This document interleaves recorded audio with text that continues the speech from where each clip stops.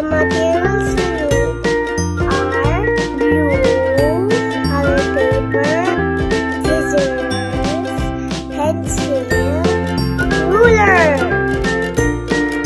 Let's get started!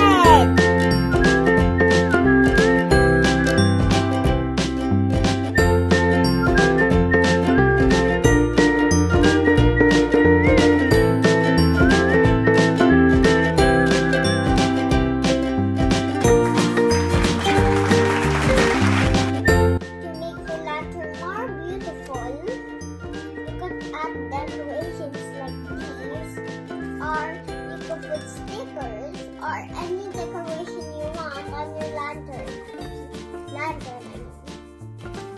Thank you for watching.